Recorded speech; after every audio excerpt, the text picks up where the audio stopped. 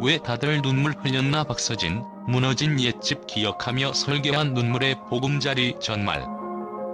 지난달 공개된 트로트 스타 박서진의 150평 대저택 보금자리 모습이 공개되자마자 연예계는 물론 전국의 시청자들이 눈물을 흘렸다. 그저 화려한 집이 아니라 어린 시절 비 한 방울 새던 낡은 슬레이트 지붕 아래에서 자란 한 소년의 간절한 효심이 깃든 기적 같은 공간이었기 때문이다. 누가 보아도 꿈의 성 같은 이 집에는 세상에서 가장 따뜻한 눈물의 설계가 숨어 있었다. 비가 새던 옛집, 밤마다 천장이 무너지는 줄 알았다. 어린 박서진은 경남 사천의 허름한 주택에서 자랐다. 비만 오면 바닥에 빗물이 고여 발이 시릴 정도였다. 화장실은 집 밖 10m 거리, 벌레와 쥐가 들끓었다고 그는 토로했다. 천장이 내려앉을까 전전긍긍하던 밤들, 얼어붙은 겨울의 한기와 미끄러운 바닥에서 넘어졌던 기억이 설계 과정의 출발점이었다. 당시를 회상하며 박서진은 집은 사람이 살아야 할 터전인데 그게 무너진다고 느꼈다. 언젠가 반드시 부모님께 따뜻한 집을 드리리라 다짐했다고 말했다. 효심이 깃든 설계도? 계단부터 엘리베이터까지. 새 집의 첫인상은 낮게 만든 현관 계단이었다. 무릎이 좋지 않으신 아버지를 위해 계단 높이를 일반 집의 절반 수준으로 설계했고 예산 문제로 설치하지 못했지만 언젠가 꼭 넣고 싶다고 밝힌 엘리베이터 흔적도 곳곳에 남아있다. 1층 주차장에는 2대의 차량을 댈 수 있는 여유 공간, 바로 위엔 바비큐 파티가 가능한 야외 테라스와 텃밭이 자리 잡았다. 엄마가 고구마를 키우고 싶다고 했던 말 한마디까지 잊지 않았다는 박서진의 말 그대로 작은 텃밭은 어머니의 웃음소리가 들릴 듯한 공간이다. 감탄 터지는 내부?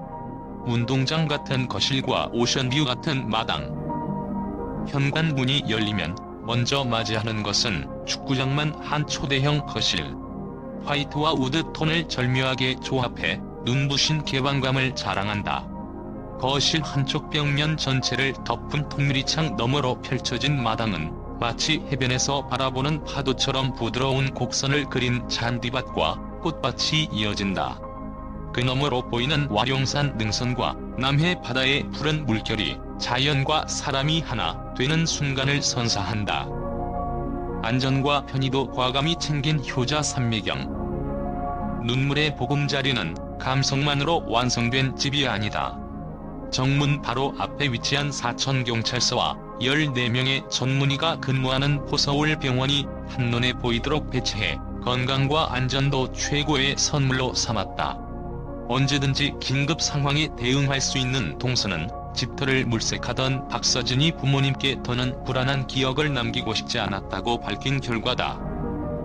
경제성 무시한 효심, 전문가들은 손살에 150평, 3층 규모의 대저택이 들어선 사천 시내 중심지는 부동산 투자 관점에서는 그다지 매력적이지 않다는 평가가 많다.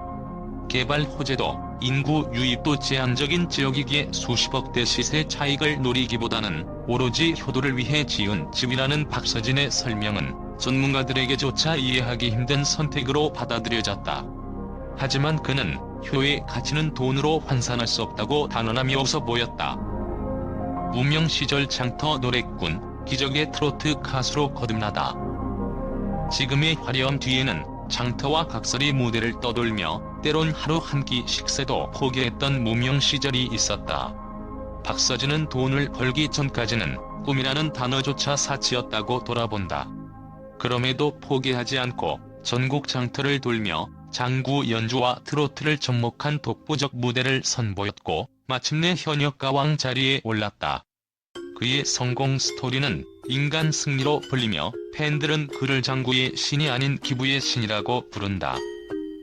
나눔의 아이콘이 된 스타, 눈물의 이유. 대저택 건축비 외에도 그는 수차례에 걸쳐 수천만 원의 장학금과 기부금을 지자체와 학교, 복지단체에 전달했다. 최근엔 전국 산불 피해 복구를 위해 우승 상금 1억 원을 쾌척했고 유기견 보호소에서는 반복 번식으로 고통받는 강아지들을 위해 500만 원을 후원했다. 내가 받은 사랑을 되돌려주지 않는다면 이룬 성공이 무슨 의미가 있겠나라는 그의 철학은 보금자리의 화려함 넘어 차가운 도시에도 따뜻한 울림을 전하고 있다. 눈물의 보금자리에 담긴 메시지.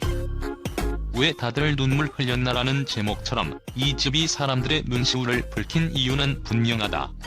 돈이 아닌 가난한 기억을 딛고 일어난 하나들의 간절한 효심이 빚어낸 기적이기 때문이다.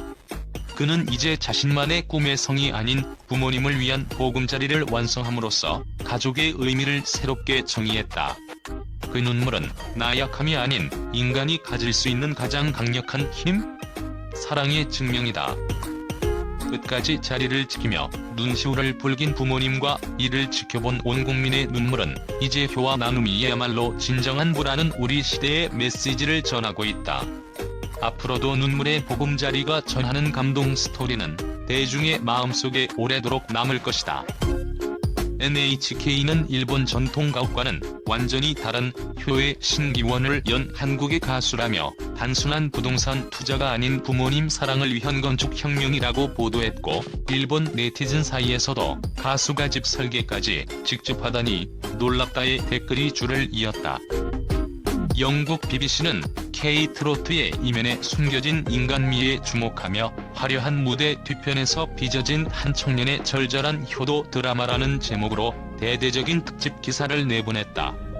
BBC의 기획 기사에는 150평 저택의 설계 과정에는 어머니가 좋아하는 텃밭, 아버지의 무릎을 배려한 낮은 계단, 심지어 설치하지 못했지만 엘리베이터 자리까지 미리 확보했다는 디테일이 포함돼 독자들로 하여금 연신 감동적이다는 반응을 이끌어냈다.